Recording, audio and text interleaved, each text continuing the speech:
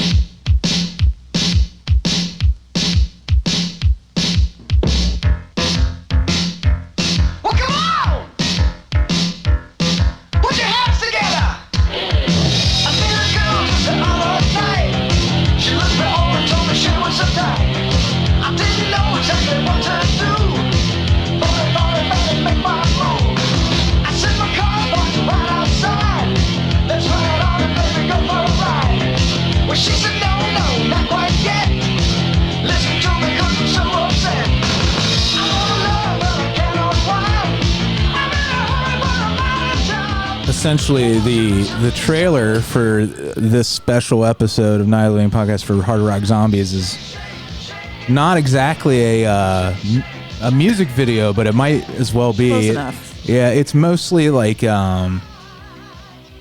footage from the movie, and then like this entire song, which you can get on like Apple Music. Amy found the whole soundtrack. Mm-hmm. Hard Rock Zombies. It's we're doing this in the middle of the week, and it's just the three of us because Kelly's out of town. Yeah. Hi, Andy. Hi, zombies. Andy's Zoom name is You rocking hard? Hardcock Zombies, which is amazing. We're hardly rocking. I know, like who would have thought of that pun at all? I wasn't thinking about it. Will you just fucking know that was nice? It was a good joke. No, I'm just saying, like, it's very highbrow, and yes. not many people would have thought of that. So I just want to pat myself on the back for that too. So the reason we're watching this, Amy, well, you go ahead. I was gonna say a few nights ago, whenever that was, we were at our friend's house, John and Sarah's place, and we were talking about life, man. Mm-hmm. Life. And he brings up this movie, and we watched the trailer, and he's like, I have this on DVD. I'm going to give this to you. And we were like... Oh, that was a gift? No. I got to give okay. it back to him. But so we watched Hard Rock Zombies, and I was like, let's watch it and talk about it on a show when Kelly's gone, and we just kind of need a... I feel like I wish Kelley was here just to get his take on this movie, because even though this was like filling just so we had something to release this week, it would have been a really good main attraction, I think. Well, Kelley is a movie enigma now. We thought we had him pegged down. We can't. But we don't know where the wind blows with him. It's so true, because he says he hates things that are so bad they're good. And I would claim that this movie is so bad it's good. Mm-hmm. But then sometimes he's like, I loved this, like fucking Blind Fury. So I get so confused. I don't know if he loved Blind Fury. I think he enjoyed it. Okay. I want to take that term. I've taken the term "so bad it's good" out of my vocabulary. You're like, it's just good, baby. I mean, it doesn't mean anything. You just enjoy a movie if you enjoy it. There's no like movies are like people. They're complex. Any like factors around it. There's a context you give somebody when you say it's so bad it's good. It's like if you just say this movie is good, it could be fucking The Shawshank Redemption, or it could be Hard Rock Zombies. Those are two different kinds of good. But people were like, I remember seeing flavor, context. And I know people will think I'm insane for saying this, but Gladiator, I saw it in the theater. I thought it was terrible, and then it won Best Picture. And most people would say that's a good movie. To me, it was ridiculous. Like the movie was silly, and it just felt stupid to me the whole time. So that's why you would say, somebody, it's so bad it's good. I take Hard Rock Zombies more seriously than I take Gladiator. Russell Crowe is going to come to our house and hit us with a phone. Right. So like a landline or a cell phone. Oh man, like an old the big box thing that was Don't you on the feel- wall that you had to like crank. Oh, like you had to call the operator, like Murray Hill 5 type of phone. You know what Yeah. though? It would hurt worse to be hit with one of those big princess phones, right? You mean like the With the big The handset elaborate- and it's made of brass Yeah. and stuff. shit? Yeah, all of those. Ooh, what about the football phone from Sports Illustrated from the 80s? Oh, yeah, when you signed up for a subscription. The only place I want to be hit with that phone is right here in the numbers, Andy. Right here in the numbers. Okay. Right here in the numbers. Is that a football reference? It's when you're learning to pass the ball. They tell you right here in the numbers. You want to aim for the numbers, as if you weren't already. So Hard Rock Zombies. Yeah, 85? 85, Yeah. or 84, depending on who you ask. Krishna Shah, There has to be a legitimate answer to that. the writer, director, producer. Amy is a timeless movie. It doesn't matter when it came out. He was born Yesterday. It's coming out in 2 weeks. You know, it has always been. All right. Sorry. Oh, like you don't ever do that. No, it's okay. I swear to God. Go ahead. No. I'm sorry. Amy, you can text me tonight and then give me the details and that. I'll help you out. Well, he knows what he did wrong. That's okay. I'm just thinking about my dinner. Okay, go ahead. And you know what that does? It puts me it makes me focus in a way I don't normally Don't focus. take your poor planning out on us. Poor planning? What are you talking about? This is dinner time. All right. I got to eat. 1984-85.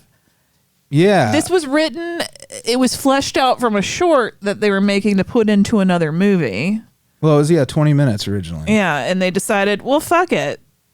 So we can add another couple of days and I'll whip up a script. It's so obvious that that's what happened. I think we were all didn't need to know that trivia. Kind of interesting that the guy who wrote and directed this, and he had a co-writer, but he was in his almost 50 years old, and he was born in India, and had this crazy background. If you look him up, Krishna Shah, it's just interesting to see that. And Andy, you made a good point when we were watching this, that it is very reminiscent of that Indian version of the Thriller video, the Michael Jackson Thriller Well, video. you can tell that he didn't have any context, any originality in it, because he cribbed from a lot of different sources from this movie. And I feel that's what happened in when maybe India first started getting movies and Western culture. They kind of made their own versions. See, do you think this is their own version of what he saw? I feel like there was enough of those moments where you're like, oh, that's from Texas Chainsaw. That's from Halloween. Yeah. That's from. I almost feel like that only made me feel like, oh, this dude likes the same kind of movie I like. It's almost a worry love about. letter. Yeah. Andy? Didn't bother me. I thought you said you weren't going to use the word love letter anymore. You didn't like I'm Love also Letter? You're busted. I'm also an enigma like Kelley. It's true. I can change opinions sometimes. Hypocrite. Flip flopper. John loves this movie. I mean, in the way that John would love this movie. This movie deserves to be more loved. I agree. I'd heard the title before, and I'm not sure why, where, whatever. And I think It's a great title. I lump. We did a hard rock series of podcasts about. We did Trick or Treat with Skippy from Family Ties. We did Black Roses, which I was thinking about a lot when John was describing this movie. But this is really kind of it's even more absurd than those movies in its presentation. It doesn't seem real. Right. Just watching the trailer, it seemed like something that would play. Remember, like Planet Terror and Death Proof. Yeah. The Tarantino Robert Rodriguez movie that came out, and they had the fake trailers in between. Yeah. I feel that this would have fit in perfectly, but it's a real movie. Right. Well, it was intended to be one of those little things in another movie, a little trailer or a movie in the background. I think. So I'm sorry. I was just gonna say, and now I forgot. It's okay. Go ahead. I was gonna do the world's quickest synopsis because I think what's more important is just talking about these moments in the movie. But rock and roll band is on the road. Singer meets tragically underage child, but clearly wants to bang her. Very and he confusing. Is very confusing. a lot older. Not only is he he appears to be a lot older, although he is of indeterminate age due to mullet and mustache. And it's all because of the 80s. People looked older. Yes, they didn't moisturize. But I got the impression they had some sort of history, but the way they talked to each other. But no, it was just, they were overly familiar with one another out of the gate. Mm-hmm. In the way these romantic scenes are perceived, I think sometimes by viewers who don't really think too deeply about why these people are talking to one another. Mm-hmm. Well, it was funny because we thought he was going to be the nice guy character that was into all the groupies, but then he meets this underage girl, and then he's like all in. Mm-hmm. He's gonna marry that girl. It's a gross movie.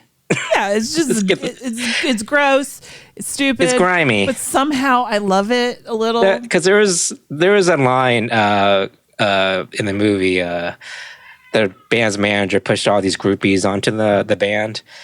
They were trying to get like publicity shots or something, and all the groupies are acting like groupies and whipping tits out and whipping ass out to get signed. Yep. And the manager's like, "Yeah, sign those nubile underage titties." Yep. He did. He said literally that exact thing. So, and that's just a gross line. I'm sorry. Yeah. Well, you know what else is kind of like gross too is like, do you get the impression that he is not just their manager but also kind of their pimp? Yeah, he's a sleazebag and he yells at them. Because he's making them do stuff. Like he's making them whether they want to or not. What is the name of the band again? I have no idea. Do they ever say? Do they, Andy? Do you remember? I don't remember at all. What the name of the band was? Does it matter? It really doesn't. I mean, the plot doesn't matter. It's we'll just more call them about the Hard Rock Zombies. Holy Moses. Yeah, it's more about it's more about the moments as opposed to the movie as a whole. Right. So they're on their way. So the underage girl is like, "Hey, I just came here to warn you. Don't go to the next town you're supposed to go to, which is called Grand Guignol." I've never been able. I hate the French language and I can't do it. Grand Guignol. Thank you. Grand Guignol. That's the name of the town. And she's like, "Don't go there. It's gonna be bad." And he's like, "You're so beautifully underage. Let's hang out." Anyway, just the right amount of underage. Just the right amount. Yeah, he's like fucking Goldilocks, and he found the right porridge, underage porridge. So this one's too young. This one's too old. This one's just right. On the way to the next town, because obviously they're gonna go. This is like a big break. Some record dude is coming. So, they're in the van on the way to the town, and the dude's like our main character. Well, what the fuck was his name? Jesse. Jesse is a friend. He's like noodling on his bass, playing this song, and they're like, "Hey man, what is that?" He's like, "It's a medieval song that raises the dead. I've just been, messing around with it." I like the touch in this scene when they're in the van, and one of the band members has to keep killing the same fly. He jokes that the fly is coming back to life. That was clever. That was actually, that was like a great little moment because he's playing the song. Yeah, it's set up and payoff. So there's some actual intent behind some of the things in the movie. Yeah, and then we'll get to Hitler later. But then they get to the town, on the way to the town, they pick up a hitchhiking lady, and she's like, "You guys seem cool. Why don't you stay with us when you're in town? You can." See, that's where I got confused. I thought maybe they hired them, but it was just that they needed a place to practice, kind of, and stay. And that's when. But she's a monster. Her whole family are bad monsters. I don't know what they are. Well, the grandma's a werewolf. Okay, there might be a werewolf in there that can. She sits in a wheelchair. But I thought that was a nice touch too. The grandma werewolf, and turns out they're all Nazis, and her name is Ilsa. Oh, that's right. So she is literally Ilsa She-Wolf of the SS. So do you think that originally when they're writing this, they're just all Nazis, and then they're like, let's make her a werewolf? Or do you think she was a werewolf and then they surrounded her with Is the blonde chick that dances, is she a vampire? I think they're all monsters in some way. There's some ghouls. Yeah. There's the little people ghouls. There's Phil Fondacaro, we should mention, is in this. Yeah. And she's a werewolf, and there's a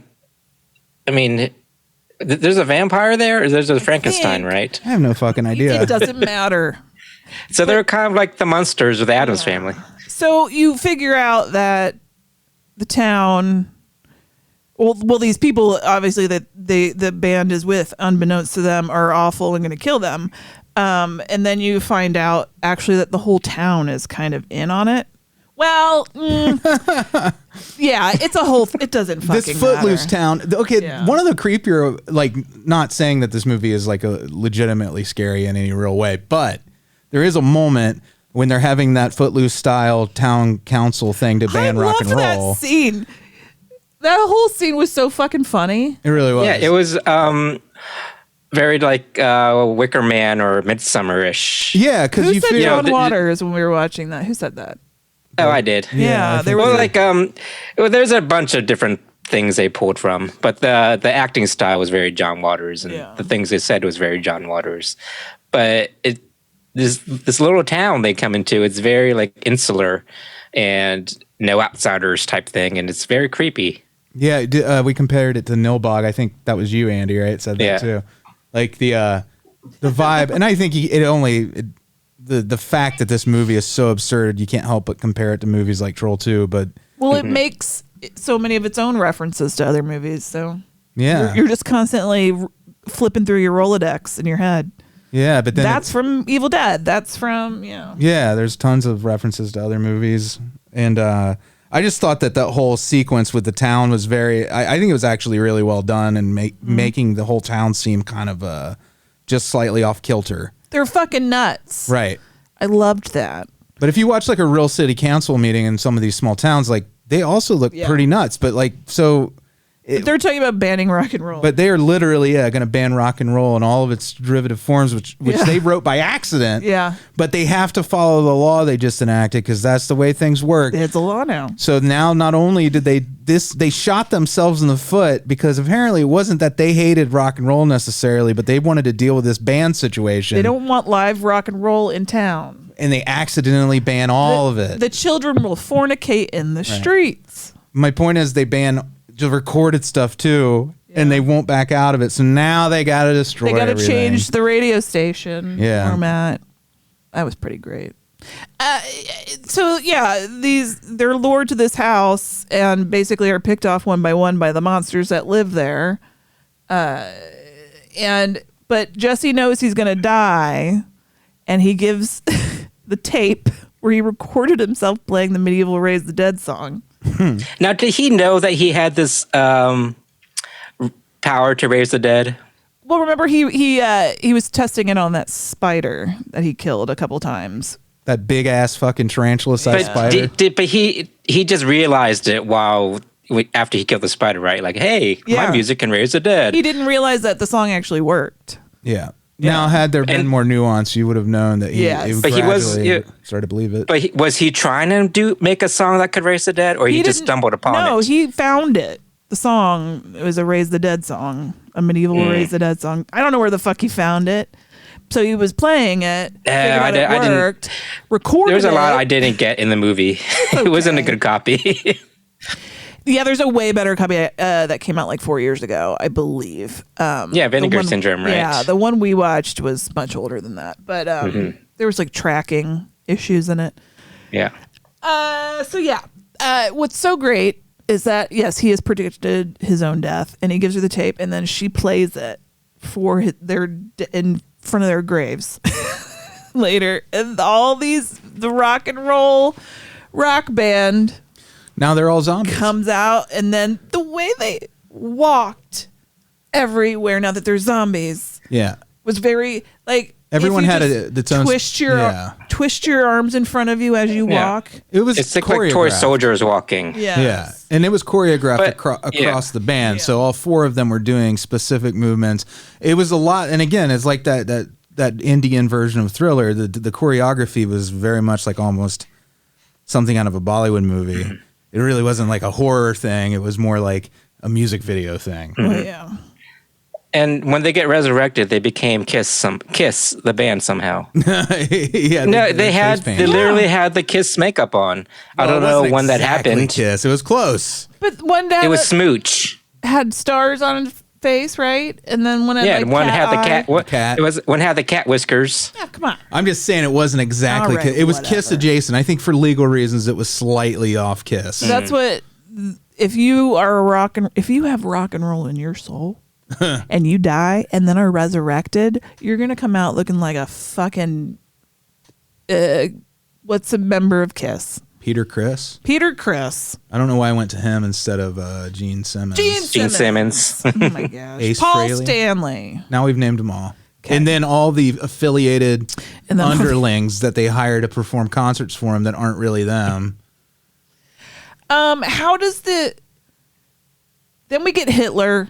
It turns out the man that lived in the patriarch of the family of monsters. Who you think is a kindly old man is really Adolf It's Hitler. He's been hiding out there. Yeah. At this place. And he whips off a mask, like as if he wouldn't have just changed his appearance. He literally was wearing like a fucking mask, and underneath he has the classic Adolf Hitler mustache haircut combination. Like he's got tearaway clothes. Yeah. And he's still got his uniform underneath. Hey, when you find a look, you stick with it sometimes. I mean, Hitler's doesn't think beyond anything else besides I love killing people. I love that they just blatantly They're like, fuck it, we're doing Hitler. It's the visual cues that this is like what a full moon movie is like, or a trauma movie, but like more so full moon. I think their directors are like this, where it's like you have a moment like this, it's going to be Hitler. It's going to be Hitler in a Nazi uniform. Like this. So you're just like, But, it has to be this pure image. But the actor plays him as if he was Mel Brooks. Mm-hmm. He made him kind of adorable. No. Did Not adorable, but fun and jovial. A jovial Hitler. was it like History of the World Part 1 where he played Hitler? Is that right? Mel Brooks, I mean. Yeah. I don't know. I'm not a Brooksian. It's been a while. I'm pretty since sure it I've was seen that one. Yeah. So Hitler's in the mix now. So you're like, great. He's even got a gas chamber built in the basement of the house With different colored gases that do different things. Yeah. So that's good, I guess. He's so enthusiastic about it. But who was he gonna? What was their end game? Because they didn't realize that the band they killed could resurrect the dead and become zombies, right? They just killed them for They were shits going and to do it giggles. all along, yeah. They electrocuted him. Did you guys say that? The one dude. Didn't the whole band get electrocuted? Yeah, but they didn't die from that. I know. Yeah, that was just a fun little thing. That was just a I just malfunction. wanted to point that out, that they deliberately electrocuted the band. Yeah. Yeah, that was like part of their Monkeys shtick. They did like a Hard Rocks night, Hard Days night, and Monkeys. Hard Rocks night. Yeah, Hardest of rocks. So A Hard Days Zombie. When are we going to go to the new Hard Rock? The Cincinnati Hard Rock? We should go. They go, so they're resurrected, and they're like, gotta get to our gig. So they make it to their gig. And boy, do they kill They it. impress the shit out of the record exec. That guy They're had dead. vibes like that actor who is in Terror Vision and all that. I'll look him up. He's a character actor, and that guy really reminded me of him. But that whole set too is so much like a thing of the 70s and 80s, where you have that place for the big shot to sit that has the table and all the accoutrements that come along with being an important person at a show. There was a picture of a man in a Speedo. And I think it was the lead singer of the band who was in the Speedo, wasn't it? But why did Or he was have his it? picture? I have no idea. It's very weird. They but really on the way impressed to the gig, they leave a trail of zombies. They zombified people. Did the band do that, or how did other zombies pop up? I forgot. It said Yeah. it's just classic zombie That's rules. right. They were out But there so making I don't- babies. Zombie So babies. the band bit the people, right? Yeah. I don't. Okay, I forgot about. I was that. thinking of Garrett Graham, who's a great character actor, still alive, been in a bunch of horror movies. But the band. He's not the person in this movie, though. No, Oh, the you're talking about A&R someone else. guy who was in the audience, who does the whole "it's your brother." Hey, Chuck, it's your brother. It's your cousin Marvin Berry. He does a whole Back to the Future thing where he's like, you know that new sound you're looking for?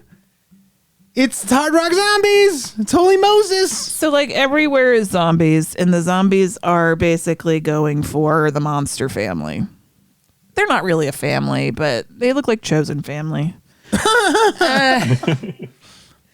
And all shapes and sizes. Werewolves. They defeat Hitler. the band. But the monster fan becomes zombies too, right? Yes. Dancing lady definitely did. Listener, can I just tell you how much dancing this woman did? Because they had to stretch this movie out like taffy. She had a Lita Ford thing going on. Yeah, she danced everywhere. She's like the classic hair metal girl that dances on the car. Yeah. They're like, hey, this is a scene. Zombies are raw and bad things are happening. Cut to her dancing. And her dancing, it's very much leg dancing, and it's all about the legs and the boots and the distance that each leg can get from one another in a frame, and like the way she kind of like moves around the space like some sort of like alien, or she's got the world's worst wedgie and she's trying to get it out. She's a monster of some sort. We can't determine. Oh, she's trying to unwedge it without picking at it. Yeah, she's just doing it by like ridiculous means. I forgot to mention their sleazy manager all this time has kind of gotten stuck with the monster family and then roped into being Hitler's assistant. He doesn't want to be, but he doesn't know what else to do. He's just following along. But then he gets with the zombie band, and then they figure it out. And they kill Hitler. And Millie makes a loud noise with her cone. She banged her cone. Bang your cone, bang your cone. Everybody, it's fine. I mean, everybody in the town is dead. Yeah, but it was a weird town anyway. They were weird. Yeah. But then it's confusing. I'm trying to figure it out. So many things. But the whole town is zombified, right? At some point. I don't know, man. Who? the whole town. Yeah, I don't. It's hard to say, The only person I would say was still alive was anybody we didn't ever see. You know, but then the young girl, the inappropriate young girl, she is girl. Tied to a tree and sacrificed to the zombies, and that's how we're because she's a virgin. Supposed to stop them. Yeah. So they put her. They hang her out like bait at midnight on this hill, and if you do that, then the bad things will come try to eat her, and then they saved her the last second, killed all your zombies, and then you're like, well, I'm gonna go back to my dirt nap. Yep. And they did that. They almost crucified her on that. It looks like that tree from Conan the Barbarian. Well, he got crucified a little bit. He did with throwing stars, it looked like, or knives or some shit. Yeah. Jesse, when I say Jesse of the mullet. Jesse, mustache. if you've seen King of Kong, he has a Billy Mitchell vibe, kind of, the guy who is painted as the villain in that movie. Or if you've seen Chasing Ghosts or any other about the professional arcade There's gamers. something about heads. The giant heads, zombies hate, they think, the theory is. This guy, like there's a bunch of survivors holed up and this guy thinks he's figured something out from reading one line in a book that had nothing to do with what they were doing, which that happened a couple of times in this movie. And that was fucking funny. Yeah, I love that and it's frustrating. And it's funny because you don't even think about that trope being so obvious back then, but even then it was that it's never a neat, easy solution. They use that so often in these horror movies I love how It Follows handled that too, because they kind of did the same thing.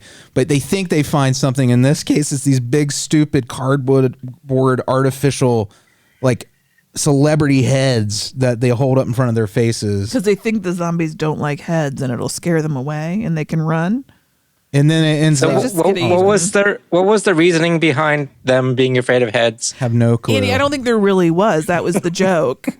But it was so fucking funny. It's one guy's idea, and he stays back and sends everybody else to test it. And it did work for a while. It didn't, though. For like a second. Really. And then they were all killed. And then they come back, and he's like, oh, it worked, you guys. I'm so happy. And then peek behind the little heads. That was a good. I zombies. thought that was actually kind of a scary. That was really not, good. Not like scary. I keep having to qualify this and be like, We when know you you're watch not this, some you will kind not of be scared. pussy. But it reminded me of the reveal, like in Return of the Living Dead, when they close the door on the ambulance and there's all the zombies behind it. That's Or sort of like thing. or send more police. Yeah. It was just kind of, it had this vibe of, it's that hopelessness, even though I don't think the skill was, I don't think it was crafted to be a hopeless moment. It just was crafted to be a funny moment, and they backed into creating an actual kind of darkly hopeless, still funny, but kind of a hopeless, tragic moment. I mean, anyway, it's full of silly moments. Like lots of hands get cut off, heads get cut off, Pulled off easily. The gore's, I mean, it's not. It's all very clearly rubber heads and Somehow ketchup. it feels more violent than like watching The Walking Dead because of the nature of the like jury rig stuff that's in there. Yeah, but there were some unintentionally competent moments in the movie too, in terms of the effects. Remember that with the little ghoul that was eating himself? I love that. Oh my God, I love that so much. I forgot to mention it. Yeah. Yeah. And at one point, he's eating himself because he's been zombified, and I guess he doesn't have any other source of meat. Why are you so he eating just eats himself. That's the ultimate bully move right there. That shit was vicious. good. So he starts eating himself, and eventually he's just a head and arms. And he eats his own eventually he's skin. just a head. Mm-hmm. And we see the mask. Well, it's obviously a mask because he's not a real ghoul. But it gets sucked into the Mouth. skull. Yeah. And it was a pretty decent effect, I thought. Yeah, actually, You just you're right. reminded me of something I stumbled across on Reddit, and then I'll have to go because I have to put our meat on the grill soon. But there was this plumbing subreddit. Did you see this? Where somebody dropped their false teeth down their toilet. Why in the goddamn hell would I be in the plumbing subreddit? Somebody reposted it elsewhere, Okay. and it was somebody dropped their false teeth in the toilet, and the plumber, I guess, had undone it from the floor, but it looked like a mouth, and it had this wax coming out. The wax ring stuff was just coming out of it, so it looked like it also had a big long tongue coming out of it. Ugh. It was fucking disturbing. I think it was Gogo Compañero's Instagram feed. If you want to look that Be up. all on It's that. he's got it, or he or she, I'm not sure. The curation. The curation of that feed is so deliciously absurd. Do and they hilarious. attribute? Do they give attribution? I mean, yeah, it's all. Okay. It's mostly other stuff. That's with what I'm saying. People's names on them already. Hard Rock Zombies. What a delight. Yeah. Thanks, John. And it had decent music too, in an 80s way. I have a soft spot for this kind of music. Yeah. It's that kind of music. It's 80s hair metal, and it is well done versions of that. Yeah, and there's ballads, and there's just hard rock 80s. Cassie. What was the song, and what did he say about her? Well, he's like, He wants to grab her assy. but there's a line where it's like, you're so young, or something like that. Again, the gotta stress the tolerated pedophilia in this movie. I'm so glad Of he the era, died. not just in this movie, and but she could move on with her life. But she's like, I'm never going to forget you. I will come visit you all the time. I'm like, girl, you were what, 15? You will be fine. Anyway, everything's fine. I wasn't ranting. All right. Anything else? you want to run down our patrons real quick? No, don't run them down. All right, I'm going to do it real quick because I got meat to eat. Alise, Lynn Walsh, Alyssa, Branan and Emily, Jeffel, Dustin, Iona Goodwin, Dr. Brian, Bill, happy birthday, Bill, happy birthday. Yeah, happy birthday. Bill Farner, Blake, Mark Watts, Blayne, Oh, Joe. Blayne had a birthday recently. Happy too. birthday, Blayne Yogurt, Jordache Jeans, Paul, Jeremy and Cassie, Ernie, Dave Siebert, Michael Burns, and Monica. Okay, bye. All right, thank you, patrons, and thanks again, John. Thank you, sirs. Thanks. Amy Adams. Bye.